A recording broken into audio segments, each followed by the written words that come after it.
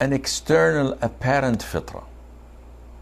And this is to deal with our bodies. There's a hadith which mentions 5, and there is another hadith which mentions 10. One narrated by Anas, and the other is narrated by Mother Aisha, may Allah be pleased with her. So we will go through them quickly.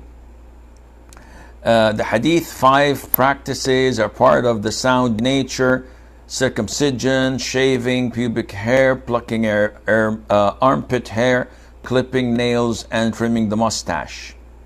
So number 1, part of the sound nature, part of the external fitra is 1, shaving the pubic hair. And this answers the frequently asked questions by women in the subcontinent. Can a woman use a razor blade on her body? The answer is yes. There's no problem in that. Yeah, but the elders say this or that. Ignore the elders. They don't know what they're talking about. The hadith is crystal clear. Men and women are instructed to remove their pubic hair with a razor blade. Can we use creams or substances that allows us to pluck it? You can. But the sunnah is to use razor blades. So what constitutes pubic hair? It's the hair that grows over and around your private part. So does that include the anus? The answer is no. But if you remove that and it's easy for you, so be it. Number 2, circumcision. And this is for men.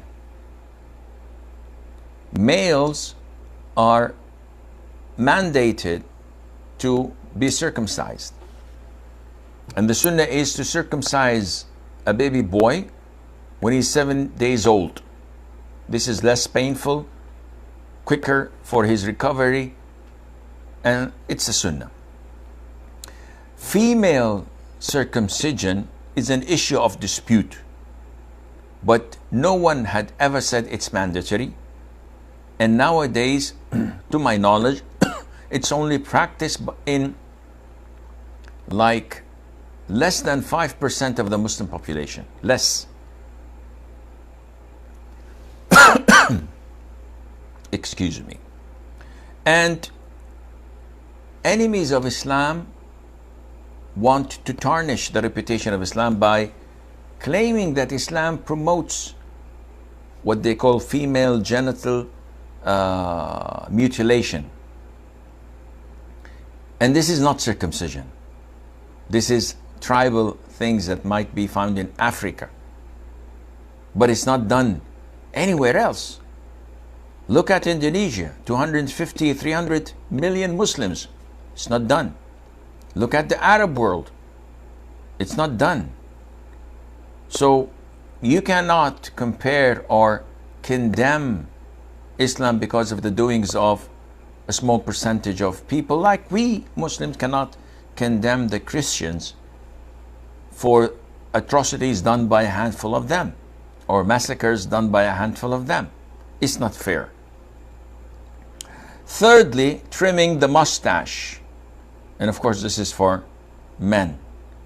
Women are more than welcome to trim it, rather remove it altogether. But men, they must trim their mustaches. Sometimes you find people with mustaches covering their upper lip, and this is haram. Oof, haram. Yes, it's haram. The Prophet said in an authentic hadith, ﷺ, he is not from us who does not trim his mustache. Whoa, so this is a serious thing, not an easy thing to go by. Number 4, nail clipping. So you're not allowed to have long nails. I've seen some men having this pinky nail this long, and the rest are all cut. only one hand. I said, "Akhi, what is this?" He said, "Well, you don't know, we maybe need it to use with some vegetables, and sometimes I clean my ears and some lace in my head." A'udhu billah. This is not clean. This is un-Islamic. You have to clip it, so that when you eat, when you clean yourself, when whatever you do, there's no dirt underneath. And number 5, plucking armpit hair. This is the sunnah.